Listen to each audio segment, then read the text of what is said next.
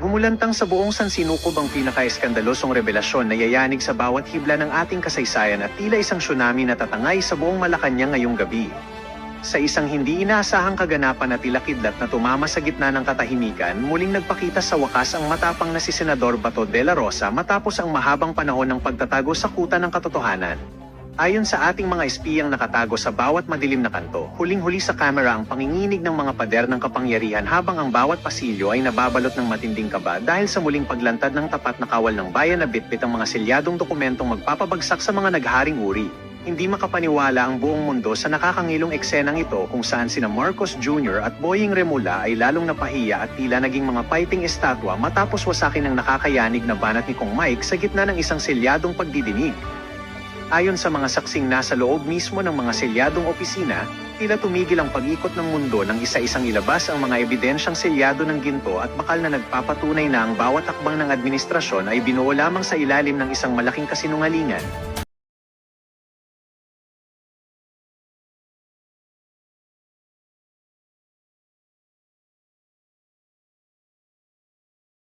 Need to destabilize a government that destabilizes itself by being involved and engaged in monumental practice of corruption and plunder. Ito ka, dagdag ko lang. Nakikita ng tao tumataas ang presyo ng langis. Nakikita ng tao tumataas ang presyo ng bilihin. Umiiyak, kailan lang nakita ko sa social media, driver, umiiyak na. Wala na ho kaming pera, tulungan niyo po kami. Pagkatapos nakikita nila, nandyan tayo sa impeachment. Puro pamumulitika. Diba? Ang Senado, pinag-uusapan na yung oil price increase, gumagawa na ng batas, yung atin sa Kongreso, impeachment. So, ang tingin ng tao, ano ba kayo? Mamamatay na kami dito, problema na tong gas, problema na tong gastusin, hindi na namin alam kung magkakatrabaho kami sa darating na panahon, hindi namin alam kung magkano itataas ng presyo ng bigas, ng produkto, pero ito kayo, namumulitika at gumagastos. Kasi may resources yun eh. May investigasyon, may hearing, papupuntay mo NBI, papupuntay mo yung AMLA. Sana yung ganong pagod natin, gamitin natin sa ngayon para ayusin yung sitwasyon ng ating bansa na talagang malubang krisis ang ating kakaharapin. You sharply pointed it out. At yun ang sunod na tanong ko sa iyo, Congressman Mike. You have been part of the executive department, naging pinuno ka ng isang ahensya ng gobyerno, naging bahagi ka ng ehekutibong pamunuan sa panahon po ni former President Gloria Macapagal Arroyo, and you were part of Congress as well. So you have a lot of experience kung paano tingnan sa punto de vista ng isang government official ang kalagayan ng bansa. Magtatatlong araw na ang deklarasyon ni Marcos Jr. ng National State of Energy Emergency. Hindi natin alam ano yun, ang ibig sabihin niya, what's that? At walang naramdaman ang taong bayan, mag-aapat na linggo na ang armadong hidwaan sa Middle East sa pagitan ng Iran, Estados Unidos at Israel. Ngayon pa lang siya nahimasmasan na dapat magkaroon ng emergency and contingency action plan, subalit drawing board pa rin at mga motherhood statements at ang kawalang kwenta na katarantaduhan sa impeachment ang nangingibabaw. Your reaction to that kind, mayroon ba nararamdaman ng taong bayan? At tama ba, Congressman Mike, ang National Declaration of the State of Energy Emergency? What is that? At ikaw, sa punto de vista na naging opisyal ka ng gobyerno, ano ang pagtingin mo sa ganitong aksyon at nagiging hakbang ni Marcos sa gitna ng sumasambulat at hindi mapipigilang pagsambulat ng malawak na krisis sa ating bansa? Unang-una ka, Eric, di ba? Nakita naman natin sa Senado ang linaw ng direksyon nila. Ang sinasabi nila sa mga oil companies, teka lang, ba't kayo nagtataas ng ganyang kataas? Eh, meron pa kayong reserves eh. Ang sabi nyo, matagal pa tayo, 45 days. So yung nawakan yung reserves, binibenta nyo na ng napakamahal, eh kawawa naman yung mga Pilipino.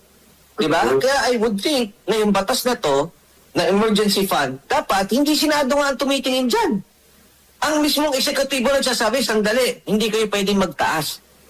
Kasi may batas tayo eh, yung oil deregulation na polisiya. Well, hindi natin kinokontrol ang presyo. Pero hindi rin naman pwedeng mangyari na mag-take advantage o magsindikato ang mga kumpanya ng mga langis. Ang sabi nga ni Senator Marcoleta, nung pinapakinggan ko yung competition niya, sabi niya, grabe, batay dito sa nakikita ko, kikita kayo ng 2 hanggang 3 bilyon isang araw. Isang araw, correct. Ng isang araw, sabi niya, profit.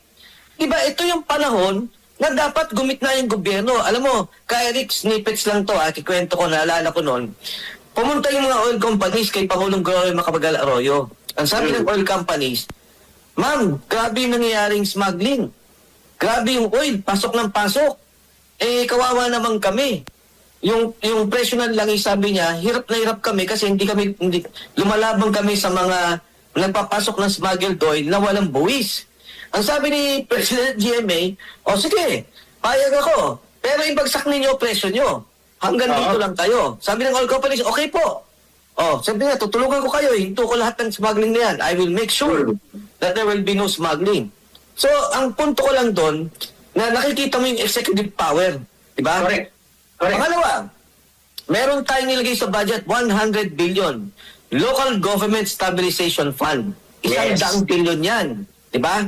Meron din silang nilagay, if I'm not mistaken, hindi ako sigurado dito kay Erica, pero I think more than 50 billion or more than 100 billion sa mga paggawa ng farm-to-market roads. Mga almost. Almost. Ang nakuha kong datos, almost 85 billion. 85 ang nakalagay sa gagawin nila na farm-to-market roads, Congressman Mike. So, di ba dapat, tingnan na natin ngayon yung budget, katulad nung nangyari ng COVID, nung nakita na natin, teka lang, hinto muna tayo sa infrastructure, mag-focus muna tayo dun sa mga pangangailangan. Hindi naman kailangan galawin yung buo eh.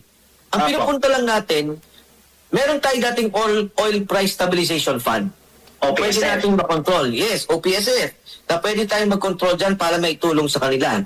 Pagdating sa oil companies, i-control natin ang pagtaas ng presyo. Batay doon sa pag-aaral natin, doon sa stockpile nila o inventory, at doon sa mga darating na pagtaas ng presyo sa darating na panahon. Tulungan natin yung ating mga drivers. Paano ba natin aayusin o i-rationalize na dapat kumita sila? Kasi ang presyo ng langis, pwedeng automatic at wala tayong control. Pero ang nakakalungkot, sa mga driver, hindi sila automatic. May control yung kanila. So pag nagtaas yung presyo ng langis, hindi sila pwede magtaas ng presyo noon sa transportasyon. Correct. Kaya doon naiiyak yung mga drivers natin. Kaya tingnan mo yung batas to, yung malalaking kumpanya, immediately deregulated, pwede sila. Pero yung maliliit na mga operators at drivers, hindi naman na pwedeng itaas, no? Hindi na pwede at control, tama yung binanggit mo. Yung mga presyo ng bilihin, yung presyo ng bigas, di ba? Higit sa lahat. Dapat nakokontrol na natin sa ngayon pa lamang to. Ito yung mga batayan na kailangan nating isagawa ng gobyerno o pag-aaralan. Hindi ko naman sinasabi, baka may ginagawa sila.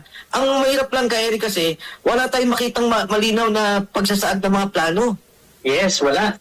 Wala. Congressman Mike, naalala ko noon na magkaroon ng Gulf crisis sa Middle East. Yes, Panahon pa yata ni Pangulong Gloria Macapagal Arroyo. Dahil yung Bush War, yung Part 2, Bush Part 2, kay Pangulong Gloria Macapagal, yung Bush Part 1, kay Cory at kay Ramos. Yung unang Gulf War, 91-92. Yung pangalawang Gulf War, 2002-2003. Congressman Mike hanggang 2004. Si Pangulong Gloria Macapagal Arroyo noon sa panahon niyo, may binabanggit siya na general welfare. Bagamat deregulated na sa panahon pa ni Pangulong Ramos ang industriya ng langis. Pero pwedeng igiit ng gobyerno, sabi mo nga kanina, when there is a sensible, decisive executive power exercise, may pwedeng gawin ng gobyerno. Sabi ni Pangulong Arroyo noon, the general welfare will prevail because under the Constitution, ang gobyerno ay dapat pangalagaan niya sa panahon ng krisis at kalamidad at mga hindi inaasang pagkakataon ang interes ng kanyang mamamayan.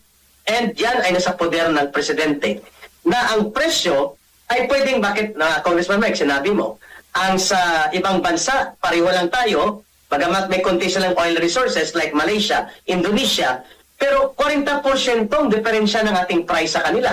Napakalayo. At binanggit mo, walang action plan si Marcos para kausapin at patawag itong malalaking mga monopolista sa langis. At pinabayaan niya ang kawawang mga chopper, mga tricycle driver, jeepney operators, at mga maliliit na mga nasa transportation sector at commuters. Bakit hindi ito ginagawa? Ito ba ang sinasabi mo, Congressman Mike, na ang problema ay hindi lang korupsyon, kundi mismo kawalang kapasidad ng gobyerno na pamunuan ng tama ang ating bansa? Please explain on that. Alam mo, Eric, nabanggit mo yung Gulf War. Naalala ko noon, nagkaroon kami ng pag-uusap, nagkaroon kami ng meeting. Siguro mga 15 ata yun, na miyembro ng kabinete, yung mga in charge. Actually, in particular, yung repatriation ng ating mga OFWs. Sabayan. So, inilatag doon. Ito ang critical areas, ito mga problema. Mula dito, ibapas namin yung mga Pilipino hanggang dito sa hotel na to. Ititira doon ng isang araw at ilalabas nila ulit. Ipapaalam. If I'm not mistaken, sa Hamas pa ata yun eh. Ipapaalam, i-exit sila, ganito. So, malinaw. Tapos may mga tanong, may mga pagkaklaro.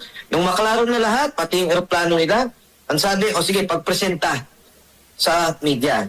At that time, ito si General Simato. So, nagpresent siya. Sabi niya, ito ho yung that agreed by the cabinet, this will be the action plan. So, malinaw sa lahat. Malinaw sa embassy, malinaw sa mga Filipino community doon, at malinaw dito sa atin, sa DFA, kasi nag-special task force tayo. So, may OWA at that time, and specifically in charge si General Simato. Ngayon, ang nangyari dito sa atin, included ang Congressman Mike, if I may, included doon pati ang pag-stabilize ng oil supply sa Pilipinas at ang presyo nito. Tama po ba? yes, yun nga papasok ko kay Eric. Nung binanggit yung mga usaping yun, repatriation, pinisent sa cabinet, pinisent sa media. Ito ang plano namin. Ngayon, yung oil prices, ganun din. Ibang separate meeting naman. Ito ang sitwasyon natin sa oil prices. Ito yung mangyayari. Ito ang magiging direksyon natin. So, again, it was presented to the media. Tatlo naman ang concerns natin ngayon, Eric. Number one is yung OFWs na nasa Middle East. Ano bang critical areas? I would think, Eric, it would be South Lebanon, it would be Israel, it would be Gaza. Tapos may secondary areas, may tertiary, kumbaga may levels of hierarchy. Kung sino mga Pilipino ang dapat nating ayusin at tulungan kaagad. At may plano. At syempre, pag inuwi dito, ano din yung magiging plano sa kanila? Tama. Pangalawa is the oil crisis. Kailangan may plano yan. Ano bang inventory natin? At saan tayo kukuha in the future? Saan tayo bibili? Diba? Do we do it as government? Meron bang private sector initiative? In place dapat yun. Ang pangatlo natin problema Eric, would be price inflation. Paano natin ikokontrol ang presyo? Ano bang inventory natin sa ngayon? Saan ba magagaling ang sa darating na panahon? Saan ba magagaling ang mga pagkain? Ang ating bigas? So, dapat sana malinaw na presentasyon lang dito sa mga nangyayaring to. Ang nangyari nga sa kanila, ayun, impeachment. Ang galing-galing nila sa impeachment. Ano ba yung batas dito? Governing peace? Ano ba yung mga magiging witness? Ano ba yung protection ng witness? Custody? Pero itong mismong problema na ang mamamayang Pilipino ang umaaray na. Wala pa nga crisis, umaaray na sa price inflation, sa mga pagtaas ng presyo ng mga bilihin. Ngayon pa na may crisis, anong gagawin natin? Yes. Tama. At Congressman Mike, maganda yung pinuntuhan mo. The President, being the Chief Executive, the head of government, the head of state, at siya po ang nagkukumpa sa Republika ng Pilipinas, should be on top of the situation. Pwede naman yung sabihan ni Congressman Mike, kung may will at hindi siya sangkot sa kagustuhang gamitin ang impeachment para iharas, gipitin at pilit-pitin si Sara Duterte, pwede niyang sabihan I call and urge our fellow officials ng gobyerno na itigil na muna yan ang walang katuturan ninyong bangayan sa impeachment. Umupo na tayo lahat at mag-draw out ng plan and action kung ano ang ating gagawin sa kinakaharap. Di po ba pwedeng gawin yan ng Presidente without dictating on the independence of the Congress while having also the decisiveness as head of government and head of state? Congressman Mike. Eric, walang naniniwala na ang Presidente walang control sa Kongreso. Correct. Pag sinabi nyo sa Kongreso, huminto na muna kayo, tigil yan. Tama muna pamumulitika. Mag-focus tayo sa problema. Susunod lahat sa kanya sa Kongreso. Totoo. sa saligang batas, independente ang Kongreso. Pero walang naniniwala dyan. At magiging ang mga congressmen, pag sinabi ng tigil, titigil yan. Isipin mo ka, Eric, ang daming trolls na tumitira sa'yo. Ang daming trolls tumitira kay Lorraine. Kaya Dr. Lorraine Badoy. Maging sa akin, ang daming trolls. Yes. Kung ang trolls na to, ginagamit nila para ikalat kung ano ang plano ng gobyerno. Kung ang trolls na to, ginagamit nila para ikalat kung ano ang direksyon na mangyari, di ba magiging productive tayo? Di ba mismo sila, ang perang ginamit nila, yung mga ninakaw nila, ginagamit nila para gibain yung politika. Di ba?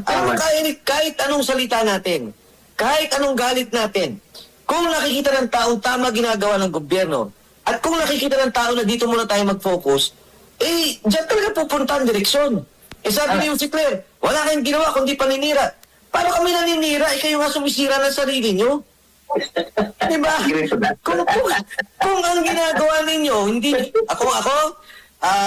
kung kayo si Claire, wala mo ng politika pati sa aking sasabihin. Puro governance. Diba? Lahat ng press conference, hihilahin ko yung mga governing bodies. Seksarong garin, paliwanag mo yung oil problem. Oo nga eh. Eto direksyon natin. Nakakatakot yung sinabi niya without any explanation. If I may interject, 25 days na lang daw, -2. So 23 days na lang, mauubusan na tayo ng LPG supply. Apektado dyan, Congressman Mike, ang industrial use niyan. Manufacturing industries, hotel, resorts, lahat. And kung ganun pala, Congressman Mike, pati na rin po ang power plant supply natin ay maapektuhan na rin po sapagkat ang diesel, accordingly ngayong araw, sabi ng DOA, ay mayroon tayong mga nasa kulang-kulang 27 days na kaya pang stretch ang kanilang buffer stocks na tinatawag. Tama ka sa sinasabi mo. Ba't hindi natin upuan ito? Upang magkaroon na ang problema nga, Kong Mike, okay yan eh. Kung hindi nila pinakulong itong kung hindi nila kinidnap itong si dating Pangulong Rodrigo Duterte. Kasi, ano ho yan eh, yaang issue na yan, yaan ang babalik sa kanilang usapan, pagka kinukonsidera nila na itigil muna tong kalokohan na to. Yung mga Pilipino galit sa atin dahil sa ginawa natin kay PRRD, mga Dabawenyo, mga Duterte supporter, mga DDS. Ngayon, pagka hindi na-impeach si BP Sara, malaki ang problema natin. So, ano gagawin natin? Sa kalagitnaan ng kaguluhan, sa gitnang silahan, sa kakulangan natin ng mga produktong petrolyo, diba? Sa pagsipa ng presyo ng mga pangunahing bilihin, ang dahil mga sakim yan, mga makasarili yan mga yan eh. Ang importante lang sa kanila, yung kanilang